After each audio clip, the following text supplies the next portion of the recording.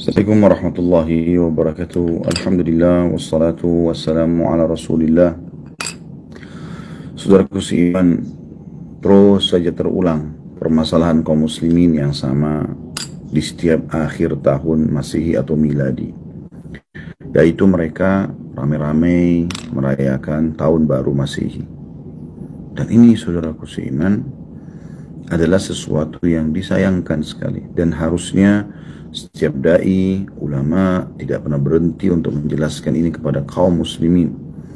Karena hal ini berhubungan dengan masalah banyak hal. Yang pertama, berhubungan dengan masalah sisi agamanya. Sisi agamanya. Dari sisi agama ini, paling sedikit ada 4 hal yang harus kita perhatikan. Berhubungan dengan masalah akidah Anda. Akidah adalah prinsip dasar seorang muslim yang dia harus hidup mati untuk itu. Dalam akidah kita, baginda Nabi SAW bersabda, "Man tasyabaha biqaumin fahuwa minhum." Barang siapa yang menyerupai satu kaum, maka dia termasuk golongan mereka. Dan ini Nabi SAW fokuskan hadits ini untuk orang-orang muslim yang mengikuti orang non-muslim. Seperti itulah. Apakah Anda berpikir di zaman Nabi SAW orang-orang Nasrani tidak merayakan tahun baru? Sudah, mereka merayakan itu. Mereka merayakan di istana-istana kaisar mereka. Mereka merayakan di jalan-jalan mereka. Mereka menjadikan sebagai acara ritual. Anda kalau tanya orang Nasrani sekarang, apakah tahun baru itu adalah acara ritual? Mereka akan mengatakan iya tentunya. Mereka akan mengatakan iya. Itu adalah ritual, gitu kan? Nah, kita tidak boleh mengikuti ritual mereka. Apakah sudah sampai kepada Anda? Pernah ada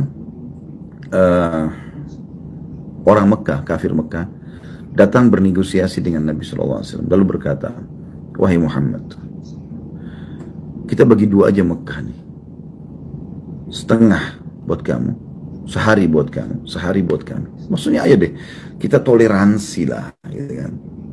Kamu ikut ibadah kami sehari, semua yang kami lakukan, kamu ucapkan selamat buat kami, kamu ikut-ikutan. Pokoknya ayo kita saling dukung, dan kami pun mengikuti ritual kamu sehari. Apa jawaban Nabi SAW? Oke, karena kita bahas toleransi? Enggak. Kata Nabi SAW, enggak bisa. Baik, sehari buat kami, sampai pada tingkat orang kafir mengatakan, dan seumur hidup buat kamu. Kalau dipikir secara akal sehat teman-teman sekalian, apa sulitnya Nabi SAW mengajak para sahabat, waktu itu jumlahnya juga masih sedikit di Mekah. 13 tahun Nabi SAW berdakwah, itu yang masuk Islam 153 orang. 73, ya 83-nya itu hijrah ke Ethiopia bersama Ja'far bin Abi Thalib radhiyallahu anhu ajma'in. Dan 70-nya tinggal bersama Nabi SAW. Jadi cuma 70 orang waktu itu. Ruginya apa ngikutin? Toh akhirnya bisa didukung oleh orang-orang kafir Quraisy, karena mereka pada saat itu bukan lagi minta Nabi SAW meninggalkan agamanya, tapi ya udah deh kita toleransi yuk. Nabi SAW mengatakan tidak boleh. Lalu pada saat itu teman-teman sekalian, turun firman Allah Subhanahu wa taala surah Al-Kafirun. Kata Allah Subhanahu wa taala, "A'udzubillahi minasyaitonir rajim," di depan Ka'bah, di hadapan Nabi SAW, dan Nabi langsung sampaikan kepada orang-orang kafir Quraisy pada saat itu. "Qul ya ayyuhal kafirun," katakan hai Muhammad kepada orang-orang kafir itu, "La a'budu ma ta'budun," saya tidak akan pernah sembah mengikuti ritual-ritual kamu. "Wala antum abiduna ma'bud," dan kalian pun tidak usah ikuti ritual-ritual kami. Kita sekarang nggak butuh orang kafir. Ayo ramaikan masjid yuk hari Jumat. Kita nggak butuh, umat Islam sudah ramai dan memang tidak butuh untuk itu. Kita nggak masalah kok kalau mereka tidak ikut Idul Fitri Idul Adha kita. Maka hal yang sama, mereka pun sekarang teman-teman sekalian, kalau kita nggak ngerayakan, mereka nggak ada masalah. Mereka bukan satu hal yang harus, ya, dengan bahasa toleransi. Mereka pun tidak ada masalah kalau kita nggak ikut. Gitu. Lalu Allah ulang, "Wala ana abidum ma'abadtum," saya pun tidak akan pernah ikut-ikutan apa yang kalian sembah itu. "Wala antum abiduna ma'bud," dan juga kalian tidak usah ikut-ikutan ritual kami, ya. Lakum dinukum waliyadin. Untuk kalian agama kalian, untuk kami agama kami. Jadi jelas sekali gitu ya. Bagaimana ayat ini turun 1400 tahun yang lalu, tidak boleh mengikuti acara ritual mereka. Itu merusak akidah Anda. Tidak boleh, saudaraku seiman. Jadi ini bukan hanya sekedar mengisi liburan, bukan. Ini ada hubungannya sama ritual.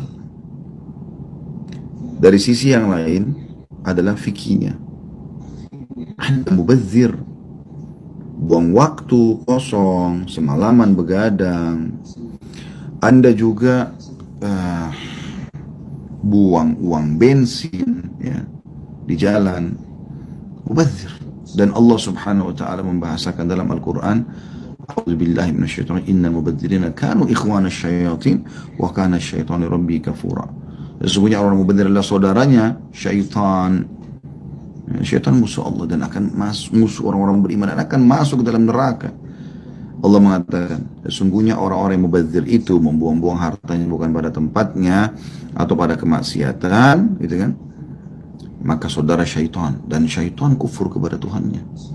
Apa kata Nabi SAW? Tidak akan beranjak kaki seorang hamba pada hari kiamat sampai ditanya 4 hal. 4 hal ini ditanya. Salah satunya adalah hartanya. Dari mana dia dapatkan, kemana dia keluarkan. Apakah Anda siap menjawab itu, teman-teman sekalian? Harta itu dibagi 4 oleh para ulama.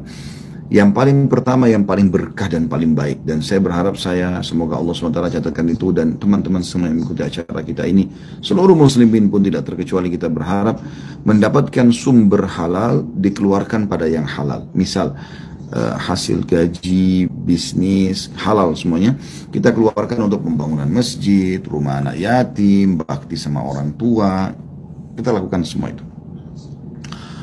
Kemudian yang kedua,